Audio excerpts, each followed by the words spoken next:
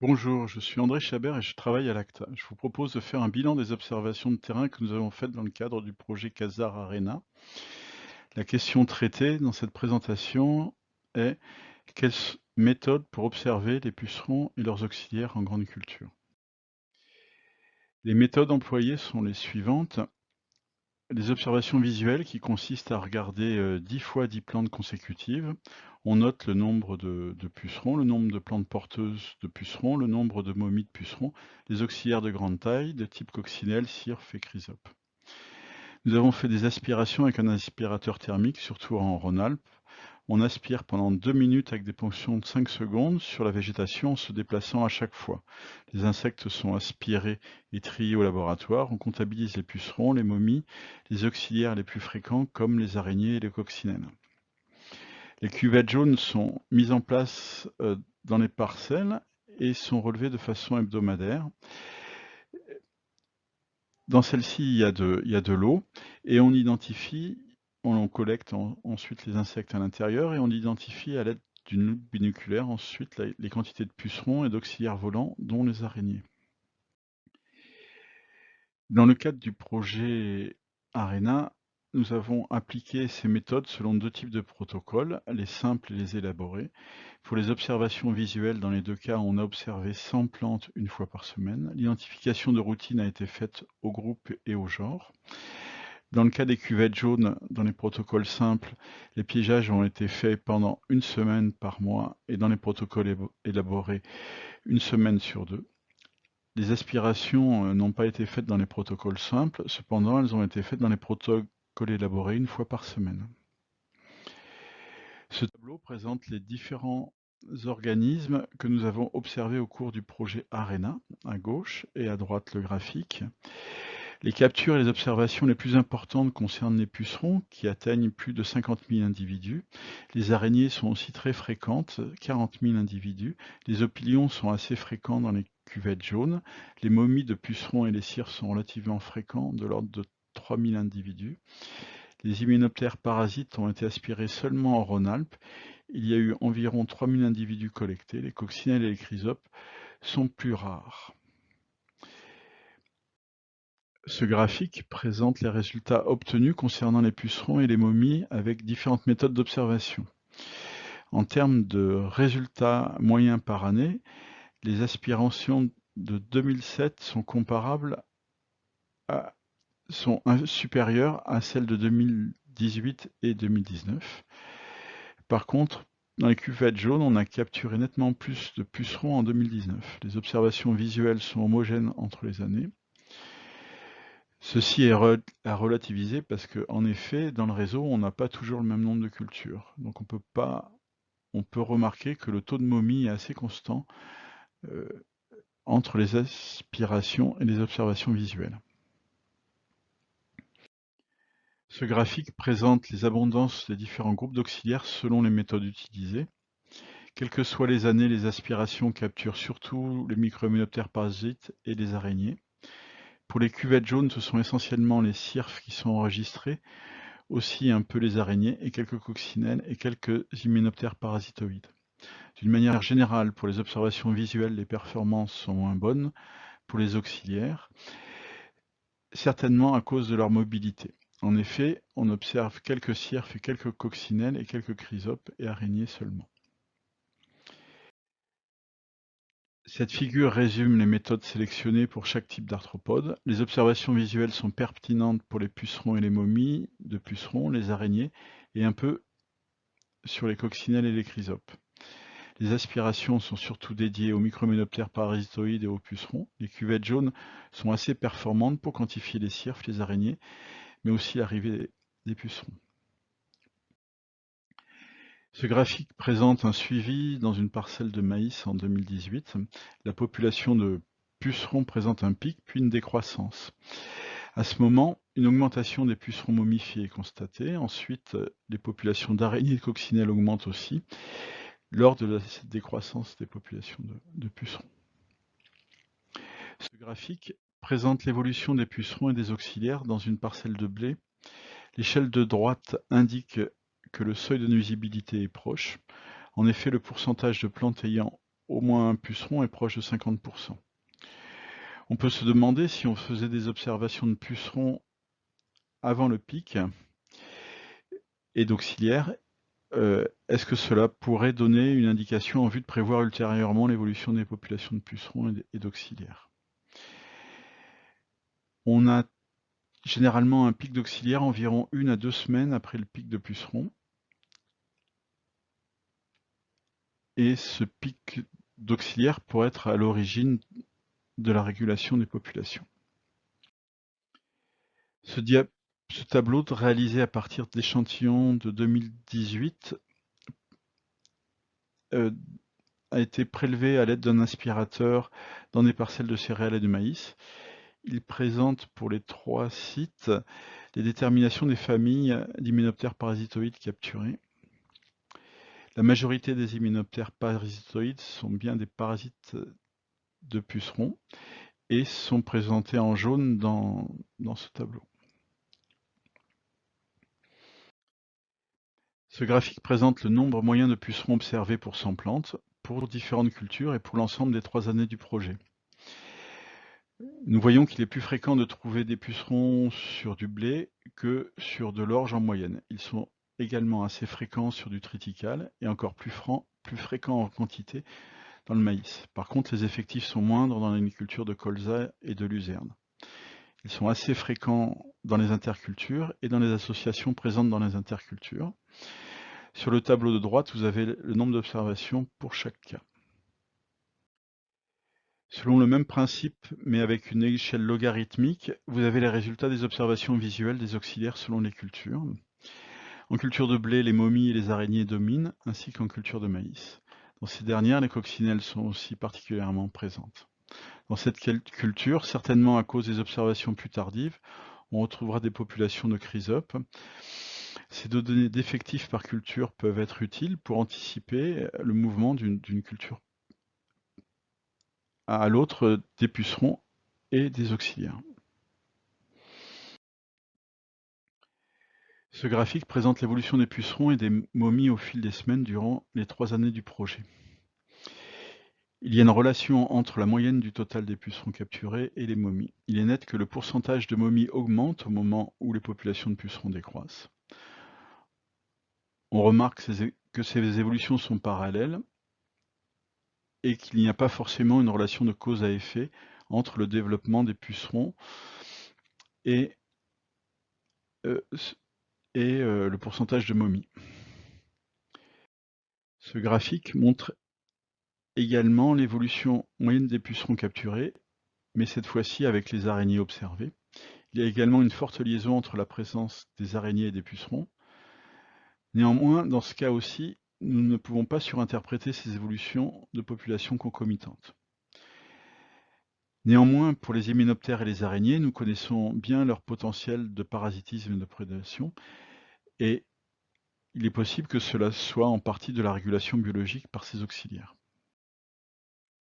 Dans le cadre de ce projet, nous avons réalisé des modèles linéaires généralisés à partir des données d'observation visuelle de 132 parcelles du projet CASDAR. On a recherché à expliquer la variable puceron en fonction de la variable explicative correspondant aux auxiliaires observés. Une régression pénalisée de type lasso nous a permis d'identifier les variables les plus explicatives. Ce sont les momies et les araignées et les cirfes. Dans ce cas, les coefficients sont positifs, c'est-à-dire plus il y a de pucerons, plus les populations de momies et d'araignées et de cirfes sont également importantes. Ce qui est assez logique et doit être pris en compte dans toutes les interprétations ultérieures des résultats. On n'a pas trouvé ce type de relation avec les coccinelles et les chrysopes. Par ailleurs, nous avons cherché à établir une grille de décision puceron en tenant compte de la présence des auxiliaires. Elle fait intervenir un comptage de pucerons le jour J, la température et la pluviométrie de la semaine à venir, le pourcentage de parasitisme et la présence d'auxiliaires volant au jour J. Ainsi, on recherche une prévision de la population au jour J plus 7. Lorsque l'on présente les notes prédites avec les notes réelles, on peut faire un tableau de contingence dans lequel les classes se répartissent de façon assez hétérogène. Néanmoins, 45% des notes prédites sont conformes, et si on étend aux classes voisines, on a tout de même 76% de notes conformes. La qualité de prédiction est néanmoins encore faible, surtout pour les notes intermédiaires. Cette première version de la grille demande qu'à être améliorable, bien sûr. Donc en conclusion, les apports du projet sur le plan méthodologique sont que les méthodes de suivi sont bien complémentaires entre elles. De par la qualité des analyses obtenues, les observations visuelles et hebdomadaires sont les méthodes à privilégier et les plus performantes. Sur le plan biologique, on a constaté des développements parallèles et corrélés des populations de pucerons et de leurs auxiliaires, et surtout les microméoptères parasitoïdes, araignées et cirfes. On a également proposé une nouvelle grille pour prévoir le risque puceron. Ce projet a permis d'avoir une meilleure compréhension globale des phénomènes de régulation des populations de pucerons et d'auxiliaires. Cet équilibre entre la dynamique des populations de pucerons et d'auxiliaires doit être pris en compte dans les interprétations ultérieures des résultats du projet. Je vous remercie de votre attention. Bonjour à tous. Jusqu'à présent, on vous a présenté notamment des protocoles à la fois pour suivre les ravageurs et aussi leurs ennemis naturels, mais il fallait aussi se focaliser sur les interactions directes entre ces deux types d'organismes. Et donc, voici une étude qui avait pour but de mesurer les régulations in situ. Cette présentation sera réalisée en deux parties. Pour mesurer les irrégularités, dans le cas par exemple des parasitoïdes, c'est relativement facile à observer et à quantifier in situ parce que les parasitoïdes sont des spécialistes et ils vont consommer une ou en tout cas très peu d'espèces de proies. Quand on regarde par exemple les momies des pucerons, qui sont bien visibles, elles sont faciles à quantifier, et quand on calcule le ratio du nombre de momies sur le nombre total de pucerons, on en déduit directement un taux de pucerons parasités qui est très proche du niveau de régulation naturelle des pucerons par les parasitoïdes. Par contre, quand on veut mesurer un niveau de régulation naturelle par des prédateurs, c'est un peu plus complexe dans la mesure où ces derniers sont généralistes. Ils peuvent consommer une diversité de proies importante. Si on prend le cas par exemple des prédateurs des pucerons, non seulement si on regarde le cas des carabes, ils peuvent consommer des pucerons, mais également des limaces, voire même des graines d'adventice. Ils peuvent aussi être amenés, dans certains cas, à consommer d'autres auxiliaires, ce qui là va constituer plutôt un disservice. Toutefois, on peut aussi se poser la question si certaines de ces proies alternatives ne peuvent pas constituer donc une réserve qui permet à ces ennemis naturels de se maintenir dans la parcelle en attendant donc l'arrivée des ravageurs. Donc, dans cette présentation, alors, nous allons vous présenter deux types de protocoles. Les proies sentinelles associées au suivi de photos vidéo et également donc l'analyse des contenus stomacaux grâce à l'analyse de l'ADN. Nous n'avons pas fait de focus dans cette partie sur les méthodologies d'enclos-esclos qui peuvent néanmoins apporter des informations intéressantes, mais toutefois elles peuvent comporter certains biais. Donc je vous laisse la parole à Helmut Mais qui va vous présenter la première partie. Oui, à tous. Donc, si vous voulez savoir quel est votre potentiel de dérégulation par des prédateurs dans votre parcelle, il y a une méthode qui passe par des proies sentinelles qui sont donc présentées dans la parcelle. Ici, dans notre exemple, ils sont collés sur des cartes de prédation. Donc, dans un premier cas, fixés au sol. Donc, c'est des simples papiers de verre que vous voyez qui sont donc cloués au sol. Et sur les cartes, on a appliqué préalablement de la colle de bois, des taches de colle de bois. Et sur cette colle, on peut fixer différents types de proies sentinelles, tels que des œufs de la teigne de farine, du krill, donc nourriture pour poissons, très facilement accessible, et voire même des graines d'adventice, ici donc 10 graines de vulpin et 10 graines de pensée des champs. puisque ces ravageurs sont souvent omnivores, généralistes, et peuvent manger différents types de proies animales et végétales. Donc là, on voit une carte de prédation fixée au sol et les premiers carabes qui attaquent les œufs fixés là-dessus. Et en plus des cartes fixées au sol, on a aussi présenté des cartes dans la végétation, donc plus proche de l'endroit où il y a les pucerons fixés sur les plantes. Et donc, c'est les mêmes papiers de verre, sauf qu'ils sont fixés sur des piquets grâce à des scotch et des agrafes. Et donc, vous voyez les mêmes taches blanches avec les œufs et du krill. Et en plus de ça, on a aussi testé des pucerons vivants, donc, qui sont donc élevés et puis collés sur un autre type de colle. Il y a juste un problème, c'est qu'ils vont relativement vite mourir, surtout quand il y a du soleil qui tape dessus, puisque ces pucerons-là, voilà, ils vont se dessécher vite au soleil quand ils sont pas, voilà, quand ils peuvent pas se nourrir sur la plante. Donc là, vous voyez une stagiaire qui va donc mettre en place des cartes de prédation dans le terrain qui étaient préalablement préparées donc quelques jours avant au laboratoire et stockées dans les petits tiroirs. Ici, je vais vous présenter un petit résultat, donc un exemple de résultat donc, de cartes de prédation qui étaient présentées dans différents types de cultures, culture pure et culture mixte. Et vous voyez donc le taux moyen de prédation des œufs de la tannée de farine en végétation, comme on voit sur la photo, pendant une semaine. Donc on regarde 1 jour, 2 jours, 3 jours, puis 7 jours après la mise en place des cartes. Et puis on regarde le taux de prédation et on voit donc sur quelques parcelles, sur quelques cultures où toutes les œufs étaient mangés, alors que sur d'autres, il n'y avait que la moitié qui était mangée. En général, au sol, ça se passe encore plus vite qu'en végétation. Donc maintenant, on peut se poser la question quand même, qui était responsable de cette prédation-là? Qui a mangé quoi? Et donc, la première idée, c'est de dire je reste à côté. Et c'est vrai que parfois, on a la chance de voir qui mange, mais ce n'est pas forcément envisageable de rester à côté pendant plusieurs jours. Et donc, on avait l'idée d'utiliser les petits outils qu'on a tous maintenant dans nos poches, c'est-à-dire des smartphones avec des caméras. Et donc, la première idée, c'était de les fixer sur des supports dans la parcelle où elles peuvent rester quelques heures, voire des journées, et peuvent donc prendre des photos automatiquement de cette scénarii. Donc, dans cet exemple-là, une carte de prédation, puis un pot barbeur. Et ça, c'est le résultat. Donc, c'est un time-lapse vidéo qui était donc fabriqué à partir de ces photos-là qui sont prises automatiquement par un smartphone sur un support.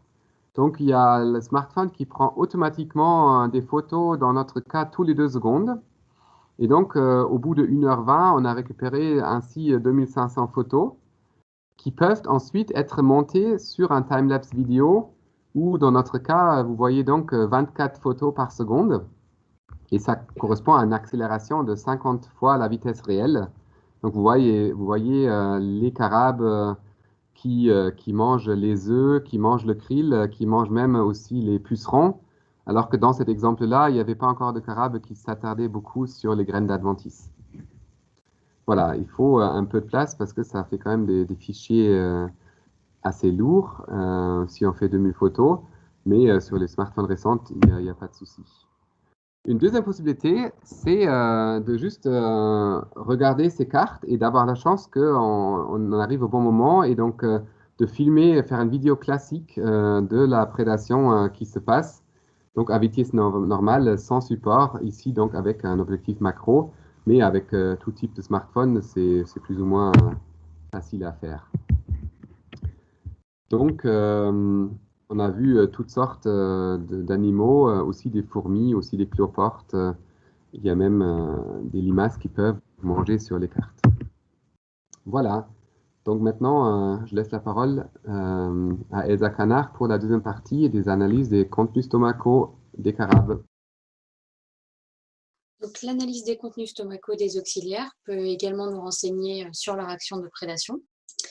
Et pour révéler ce contenu stomacal, on peut utiliser une méthode innovante qui repose sur la détection de l'ADN, une technique qui s'appelle le diagnostic PCR.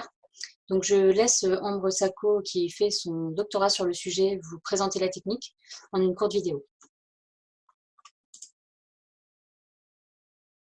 Comment avoir une preuve directe de la prédation et donc de la régulation naturelle?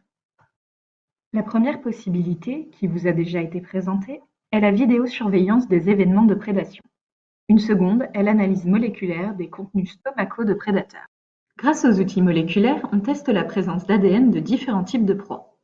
On s'appuie pour cela sur des amorces, de petites molécules se fixant sur l'ADN de manière spécifique.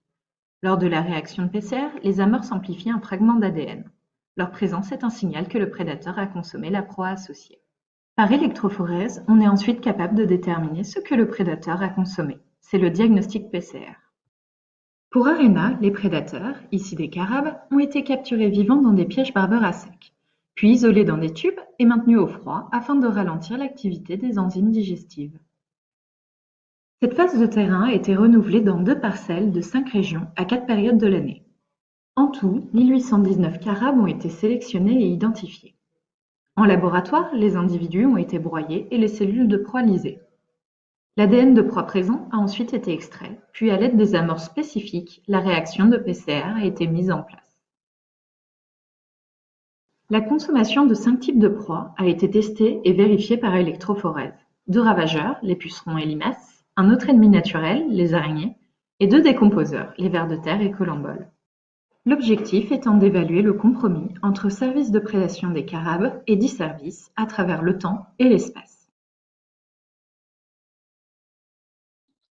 Voilà, donc au cours du projet ARENA, plus de 1800 individus de prédateurs appartenant à plus de 25 espèces de carabes ont été traités au laboratoire pour la détection de 5 types de proies tels que cela vient de vous être présenté. Donc 80% de ces individus se sont avérés positifs à au moins un type de proie. En fait, c'était plus souvent un ou 2 types de proies. Donc, je vous présente ici les taux de détection obtenus pour les 5 types de proies, pour l'ensemble des 1800 individus.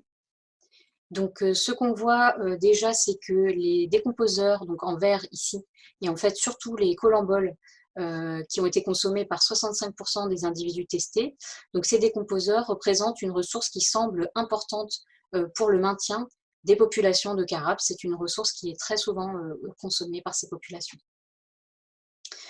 Ce qu'on voit également, c'est en fait une confirmation du rôle d'auxiliaire des carabes, puisqu'ils ont été trouvés positifs pour les 2 ravageurs que l'on a testés, notamment pour les pucerons, par exemple, 10% des individus qu'on a regardés étaient positifs pour cette proie. Si on regarde dans le cadre d'un régime alimentaire plus général, en fait, ces pucerons représentent 6% des positifs trouvés, et en fait, pour les 2 ravageurs, on est aux alentours de 10%. Donc, si on regarde maintenant plus en détail ces taux de détection, mais qu'on détaille par région, ce qu'on voit, c'est que dans les 5 régions qu'on a testées, là je parle plutôt pour les ravageurs, on ne va pas avoir de grosses variations entre régions, comme vous voyez là. En fait, finalement, pour les autres types de proies non plus. En fait, on n'a pas des variations très marquées entre régions. Si on détaille au cours de la saison, on voit qu'on a une augmentation tout au long de la saison de la consommation des ravageurs. Et c'est surtout marqué pour les pucerons, en fait, dont la consommation, les taux de détection augmentent, certainement en relation avec l'augmentation des populations de pucerons dans les champs. Et ce que nos analyses nous montrent, c'est qu'en fait, au cours de la saison, ce ne sera pas les mêmes auxiliaires qui seront acteurs de cette régulation. En automne, on va avoir plutôt des carabes du genre Nebria, alors que pour le reste de la saison, jusqu'en juin, ça va plutôt être Poecilus cupreus, donc un autre type de carabe qui est très commun dans les parcelles agricoles, qui va jouer un rôle majeur. Voilà, donc pour ces résultats, en fait, il y a d'autres analyses plus poussées qui sont encore en cours, que du coup, on ne vous présente pas. Donc pour conclure sur ces 2 méthodes innovantes testées, alors chacune a ses avantages et ses inconvénients. Donc pour la méthode, pour le côté prise de vidéo des cartes de prédation, ce qu'on peut dire, c'est que c'est une méthode qui est facile à mettre en œuvre, très accessible, puisqu'elle est presque gratuite. Elle donne des résultats qui sont rapides et visuels et permet de couvrir une large gamme de prédateurs généralistes, en fait tous les prédateurs généralistes qui seront là. Mais par contre, c'est un dispositif qui utilise des proies artificielles, donc elles ne sont pas très appétantes pour les prédateurs. Et ce n'est pas non plus un dispositif qui permet d'inclure les prédateurs spécialistes qui vont avoir besoin de proies particulières qu'ils ne vont pas trouver sur la carte de prédation. Et également, c'est un dispositif qui peut être sensible à la présence de proies naturelles autour de la carte. Pour ce qui est de la méthode moléculaire, elle présente l'avantage d'apporter des preuves directes des régulations qui ont vraiment lieu dans la parcelle, dans des conditions complètement naturelles, de jour comme de nuit d'ailleurs. Et c'est une méthode qui peut également permettre de traiter beaucoup d'échantillons simultanément. Par contre, c'est une méthode qui est très coûteuse et qui demande l'accès à des labos qui sont spécialisés. En plus, c'est une technique qui va permettre de révéler un régime alimentaire uniquement éphémère, hein, puisqu'on va avoir accès à ce qui a été mangé par le prédateur dans les 24 heures, voire 48 heures avant. Et enfin, c'est une méthode qui est encore en développement, donc elle arrive avec certains biais, notamment concernant le taux de digestion des proies. Alors ça, c'est un point qui est assez important parce que il y a des proies qui vont se digérer plus facilement que d'autres, et notamment le puceron, lui, se digère très facilement. Et donc ça peut être un problème parce ça peut nous amener à sous-estimer la quantité de pucerons qui ont été consommés par les prédateurs. Voilà, donc par la suite, il faudrait compléter ces travaux avec, par exemple, pour la première méthode, on pourrait penser à comparer ou tester différents types de proies sentinelles, peut-être des proies sentinelles qui sont un peu plus accessibles pour les utilisateurs, comme par exemple du krill de poisson. On pourrait penser aussi faire une utilisation pédagogique de cette méthode pour de la sensibilisation, donc par exemple en l'utilisant dans des lycées agricoles. Pour la méthode moléculaire, comme je l'ai dit précédemment, il faudrait corriger pour les biais de détection. Donc, c'est en cours pour les taux de digestion différents selon les proies, comme je viens de vous en parler. Mais il y a aussi des taux de digestion qui peuvent être différents entre prédateurs, donc ça restera à faire. Et on pourrait penser à développer aussi des diagnostics PCR, mais complémentaires de celui qu'on vous a présenté aujourd'hui, qui couvreraient par exemple d'autres ravageurs du blé ou d'autres espèces d'intérêt agricole. Et enfin, il nous resterait à comparer les estimations de régulation naturelle qui sont données par ces deux méthodes en faisant une expérimentation conjointe, par exemple.